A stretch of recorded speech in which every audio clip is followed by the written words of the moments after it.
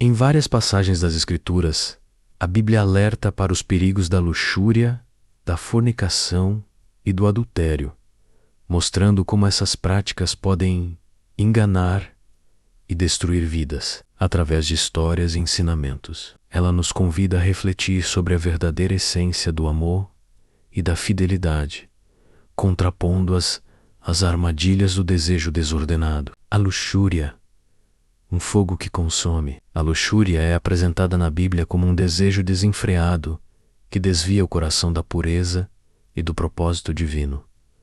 Em Mateus 5:28, Jesus ensina: Eu, porém, vos digo que qualquer que olhar para uma mulher com intenção impura, já cometeu adultério com ela no coração. Esse versículo mostra como o pecado da luxúria não começa apenas com ações, mas também com pensamentos. Assim, a luxúria engana ao oferecer uma falsa satisfação imediata, mas acaba corroendo a alma e afastando a pessoa de Deus. A fornicação, o uso indevido do corpo. A fornicação, que é a relação sexual fora do casamento, é frequentemente condenada nas Escrituras. Em 1 Coríntios 6:18-20, Paulo adverte: fugir da imoralidade sexual. Todo pecado que alguém comete é fora do corpo, mas aquele que comete imoralidade sexual peca contra o seu próprio corpo. A fornicação engana ao prometer liberdade e prazer, mas na verdade traz escravidão ao pecado e derrota o propósito sagrado do corpo, que é ser templo do Espírito Santo. O adultério, a traição que derrota vínculos. Uma das histórias mais marcantes sobre o adultério está em 2 Samuel 11, quando Davi, o rei de Israel, cometeu adultério com Batseba. Ele, dominado pela luxúria, tomou para si, mesmo sendo ela casada com Urias, um de seus soldados mais fiéis. Para encobrir seu pecado, Davi ordenou a morte de Urias, agravando ainda mais a transgressão.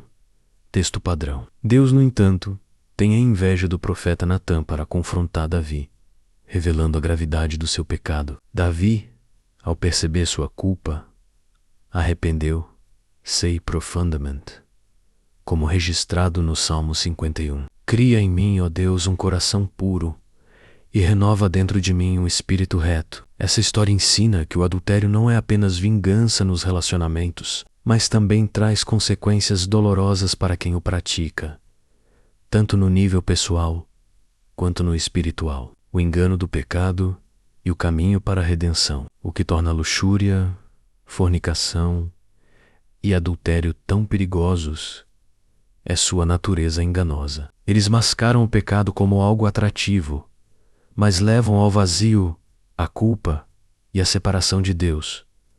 No entanto, a Bíblia também oferece esperança. Em 1 João 1:9 está escrito: se confessarmos os nossos pecados, Ele é fiel e justo para nos perdoar os pecados e nos purificar de toda injustiça. Deus, em sua graça, perdão e restauração àqueles que se arrependem sinceramente, mostrando que mesmo diante das maiores falhas, há um caminho de volta para Ele. A Bíblia nos chama a uma vida de santidade e pureza, lembrando que o amor verdadeiro é aquele que reflete o caráter de Deus, fiel, sacrificial e edificante. A luxúria, a fornicação e o adultério podem parecer atraentes à primeira vista, mas suas consequências são devastadoras. Contudo, o perdão e a restauração sempre estão disponíveis para aqueles que buscam a Deus com o coração arrependido. Essa mensagem é um lembrete da importância de vigilância espiritual e do compromisso com os valores divinos no nosso dia a dia. Guardando o coração, uma defesa contra o engano. A Bíblia ensina que o pecado começa no coração e na mente. Por isso, somos chamados a guardar nosso coração com diligência. Em Provérbios 4:23, lemos: sobre tudo o que se deve guardar, guarda o teu coração, porque dele procedem as saídas da vida. Para resistir às tentativas da luxúria, fornicação e adultério, é essencial encher a mente e o coração com a palavra de Deus, que nos guia e fortalece.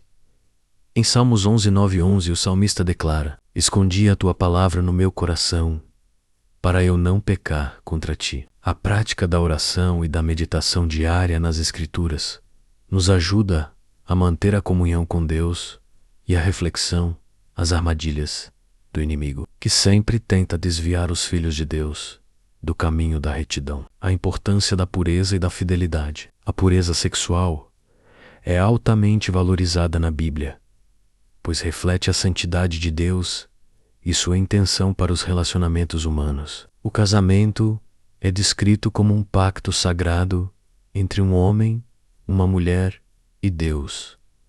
Em Hebreus 13, 4, está escrito: Venerado seja entre todos o matrimônio e o leito sem mácula. Porém, aos que se dão à prostituição e aos adúlteros, Deus os julgará. A fidelidade no casamento é uma expressão de amor verdadeiro e compromisso, que reflete a aliança de Deus com seu povo. Assim, o adultério não é apenas uma traição contra a participação, mas também uma violação do propósito divino para o matrimônio. Como, pois, cometeria eu tamanha maldade e pecaria contra Deus? Gênesis 39, 9. José não apenas rejeitou a proposta de pecado, mas também fugiu da situação para evitar cair em tentativa. Essa atitude reflete o princípio de 2 Timóteo 2 e 22. Foge, também, das paixões da mocidade e segue a justiça,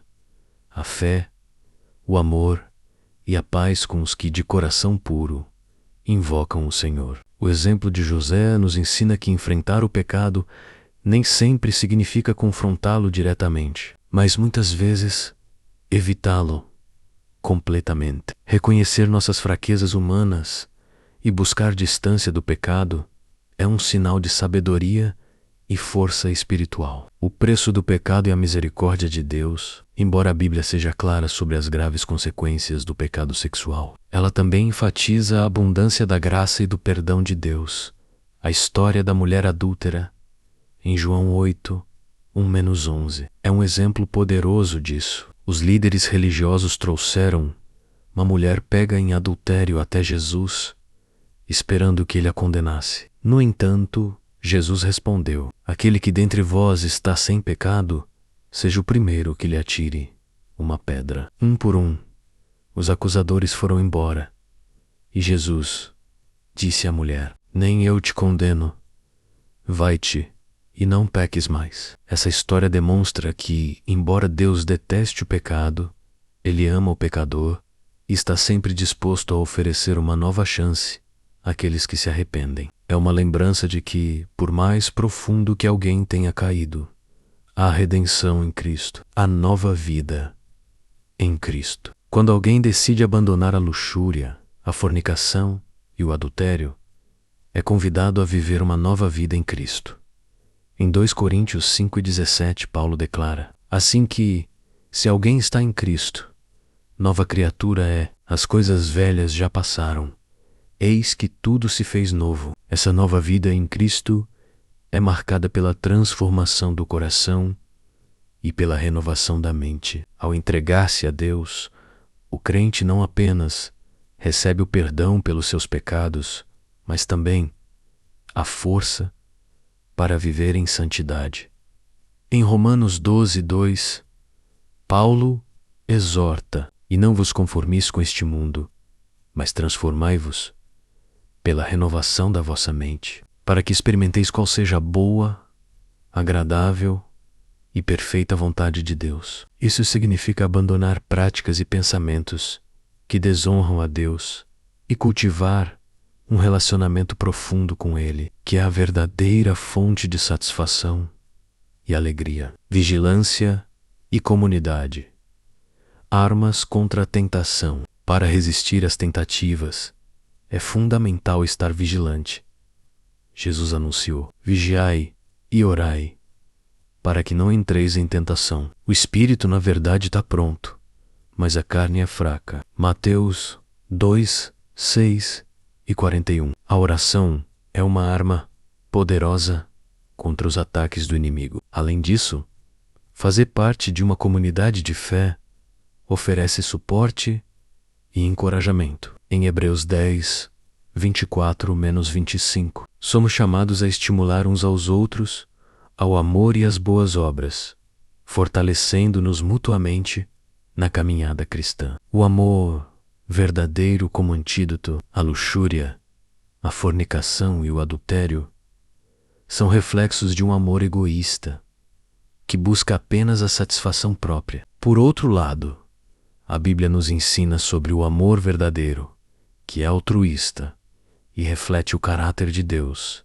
em 1 Coríntios 13, 4-7. Paulo descreve o amor como paciente e bondoso e que não se alegra com a injustiça, mas se regozija com a verdade. O amor genuíno não leva ao pecado, mas à edificação. Ele honra a Deus e valoriza o próximo, seja no contexto do casamento ou em qualquer outro relacionamento. O amor genuíno não leva ao pecado, mas à edificação. Ele honra a Deus e valoriza o próximo, seja no contexto do casamento ou em qualquer outro relacionamento, caminhando em retidão. A Bíblia apresenta a luxúria, a fornicação e o adultério como enganos perigosos que prometem prazer, mas trazem destruição. Contudo, ela também oferece um caminho de esperança, redenção e restauração para aqueles que desejam viver em retidão. Através do arrependimento sincero,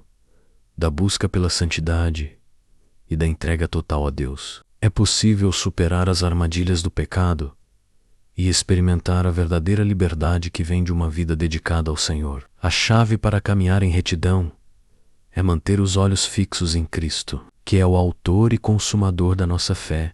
Hebreus 12, 2. Ele nos dá o exemplo perfeito de amor, obediência e honestidade e nos capacita, por meio do Espírito Santo, a resistir ao mal e a viver de acordo com a vontade de Deus. Como diz o apóstolo Paulo em Gálatas 5:16, digo, porém, andai em espírito e não cumprieis a concupiscência da carne. Isso significa permitir que o Espírito Santo guie cada decisão e pensamento, moldando-nos para sermos mais semelhantes a Cristo. A promessa de vida plena. Deus deseja que seus filhos vivam vidas plenas e significativas, livres da escravidão do pecado. Em João 10:10, Jesus declarou: o ladrão não vem senão para roubar, matar e destruir. Eu vim para que tenham vida e a tenham com abundância. Essa vida abundante é encontrada na obediência à palavra de Deus e no compromisso com a sua verdade. Ao buscar a santidade, evitamos os enganos do pecado e nos aproximamos mais de Deus, experimentando a paz, a alegria e o amor que somente Ele pode oferecer. Portanto, que cada um de nós escolha uma vida que glorifique a Deus, abandonando os desejos enganosos e seguindo o caminho da justiça. Assim, seremos luz no mundo, testemunhas do poder transformador do Evangelho e exemplos do amor fiel e incondicional de Cristo. Ao abandonarmos os enganos da luxúria, da fornicação e do adultério, não apenas vivemos em aceitação a Deus, mas também nos tornamos testemunhas do poder transformador da sua graça. A vida daqueles que escolhem seguir os caminhos do Senhor reflete uma luz que aponta para Ele, como Jesus ensinou em Mateus 5:14-16. Vós sois a luz do mundo. Não se pode esconder uma cidade edificada sobre um monte. Assim resplandeça a vossa luz diante dos homens, para que vejam as vossas boas obras e glorifiquem a vosso Pai, que está nos céus. Nosso testemunho de uma vida pura e fiel pode inspirar outras pessoas a buscarem a Deus e a entenderem que Ele oferece algo muito maior do que os prazeres momentâneos do pecado. A santidade como chamado pessoal e coletivo. Em 1 Tessalonicenses 4:3-5, Paulo escreve: pois esta é a vontade de Deus, a vossa santificação, que vos abstenhais da prostituição, que cada um de vós saiba possuir o seu vaso em santificação e honra, não na paixão de desejos carnais, como os gentios que não conhecem a Deus. Essa passagem ressalta que a santidade é um chamado pessoal, mas também um testemunho coletivo. Quando a comunidade cristã vive de forma íntegra e respeitosa, ela demonstra ao mundo o que significa ser verdadeiramente separada para Deus. O poder do perdão e da restauração para aqueles que, em algum momento, caíram nos pecados de luxúria, fornicação ou adultério. A Bíblia oferece a promessa de perdão e restauração. Em Isaías 1:18, Deus diz: Vinde então e argue-me, diz o Senhor. Ainda que os teus pecados sejam como a escarlata, eles se tornarão brancos como a neve. Ainda que sejam vermelhos como o carmesim, se tornarão como a lã branca. Esse convite amoroso demonstra que, independentemente da profundidade do pecado, Deus está pronto a perdoar e restaurar. A conversão genuína abre as portas para uma nova vida, em comunhão com Ele, um chamado à fidelidade. Deus nos chama a viver vidas marcadas pela fidelidade a Ele, aos nossos compromissos e ao próximo. Essa fidelidade reflete o seu caráter e sua aliança conosco, mostrando ao mundo que há uma forma de viver que honra o Criador e traz verdadeira paz e alegria. Que esperamos guardar no coração as palavras de Filipenses 4:8. Quanto ao mais, irmãos, tudo o que é verdadeiro, tudo o que é honesto,